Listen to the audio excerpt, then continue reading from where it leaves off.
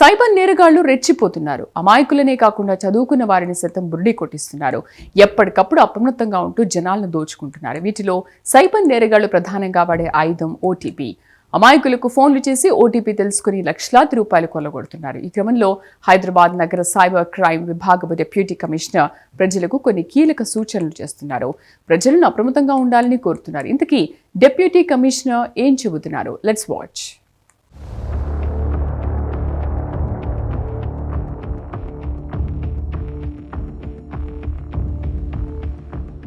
Cyber మోసగాళ్లు phone calls, SMS, WhatsApp సందేశాలు, నకిలీ కస్టమర్ కేర్ నెంబర్లు, ఫిషింగ్ వెబ్సైట్ల ద్వారా పౌరుల ఓటీపీలను తెలుసుకుని బ్యాంక్ ఖాతాలు, క్రెడిట్ కార్డులు, డిజిటల్ వాలెట్లు, ఈ-కామర్స్ యాప్స్, వ్యక్తిగత డేటాను అక్రమంగా యాక్సెస్ చేస్తున్నారు.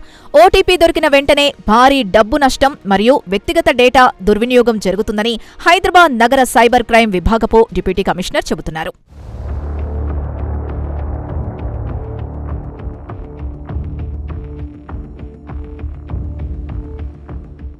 ఓటీపీ మోసాలు ఎలా జరుగుతున్నాయి, మోసగాళ్ల పని విధానం ఎలా ఉందనే విషయాల్ని కూడా పోలీసులు వివరించారు. బ్యాంక్ ఉద్యోగులుగా నటిస్తూ డెబిట్ కార్డ్, క్రెడిట్ కార్డ్ ఖాతా బ్లాక్ అవుతుందని చెప్పి ఓటీపీ కోరుతున్నారు. అటువంటి కాల్స్ వచ్చినప్పుడు అప్రమత్తంగా ఉండాలని పోలీసులు కోరుతున్నారు. ఓటీపీ ఇవ్వకూడదని సూచిస్తున్నారు. ఆన్లైన్ షాపింగ్ చేస్తున్న సందర్భంగా కొందరు అమాయకులు సైబర్ నేరగాళ్లకు దొరికిపోతున్నారు.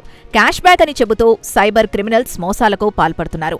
మనీ రీఫండ్ అని, గిఫ్ట్ వోచర్ వచ్చిందని, క్యాష్ బ్యాక్ పొందాలని చెప్పి వచ్చిన ఓటీపీ ఇవ్వమని ఒత్తిడి చేస్తున్నారు. ఆ విధంగా కాల్స్ వచ్చే సందర్భంలో అత్యంత అప్రమత్తంగా ఉండాలని పోలీసులు కోరుతున్నారు.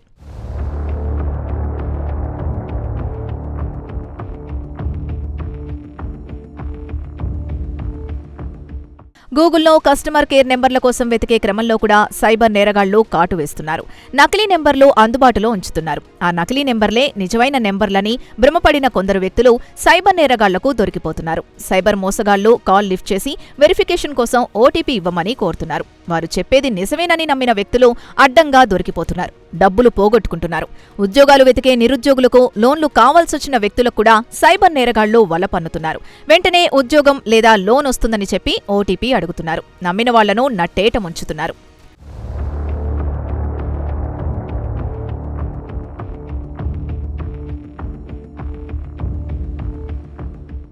పేసా ఖాతాలో జమవుతుంది అంటూ కలెక్ట్ రిక్వెస్ట్ పంపి ఆమోదించమని, ఓటీపీ చెప్పమని చెప్పి ఒత్తిడి చేస్తున్నారు.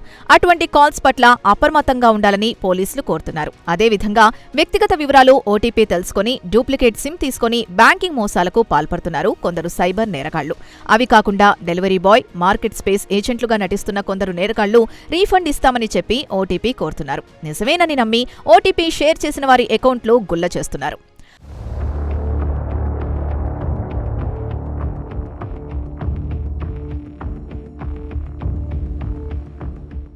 ఓటీపీ మోసాల్ని నివారించేందుకు పోలీసులు కొన్ని కీలక సూచనలు చేస్తున్నారు. ఓటీపీ ఎప్పుడూ ఎవరికీ చెప్పవద్దని కోరుతున్నారు. ఏ బ్యాంక్, ప్రభుత్వం, ఈ-కామర్స్, వాలెట్, లోన్ సంస్థ, డెలివరీ సర్వీస్ ఎప్పుడూ ఓటీపీ అడగదని గుర్తు చేస్తున్నారు పోలీసులు. తెలియని నెంబర్ నుండి వచ్చే కాల్స్, మెసేజ్లను అస్సలు నమ్మవద్దని చెబుతున్నారు.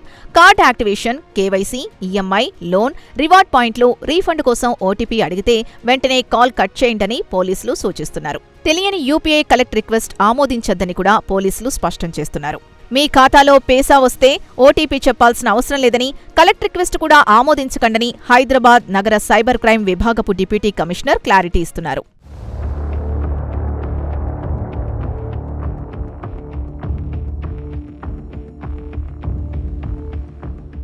కస్టమర్ కేర్ నెంబర్ల కోసం వెతికే క్రమంలో అత్యంత అప్రమత్తంగా ఉండాలని పోలీసులు సూచిస్తున్నారు. సోషల్ మీడియాలో కనిపించే నెంబర్లు కాకుండా అధికారిక వెబ్సైట్, యాప్లలో ఉన్న నెంబర్లనే ఉపయోగించండని పోలీసులు కోరుతున్నారు. అదేవిధంగా మెసేజ్ల స్క్రీన్ షాట్లు కూడా ఎవరికీ పంపవద్దని కోరుతున్నారు. సెల్ఫోన్లలో భద్రతా ఫీచర్లు యాక్టివేట్ చేయండని పోలీసులు చెబుతున్నారు. అదేవిధంగా సిమ్ లాక్ ఆప్షన్ యాక్టివేట్ చేయాలని కూడా పోలీసులు చెబుతున్నారు. వీటితో పాటు ఫోన్ స్క్రీన్ లాక్ యాక్టివేట్ చేయాలని, బ్యాంక్ ట్రాన్సాక్షన్ అలర్ట్స్ యాక్టివేట్ చేయాలని కూడా పోలీసు అధికారులు చెబుతున్నారు.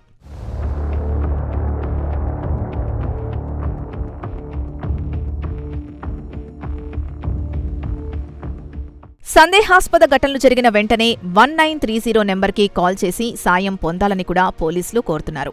National cyber crime helpline cybercrime.gov.in లో ఆన్లైన్ ద్వారా ఫిర్యాదు చేయండని హైదరాబాద్ నగర సైబర్ క్రైమ్ విభాగపు డిప్యూటీ కమిషనర్ చెబుతున్నారు.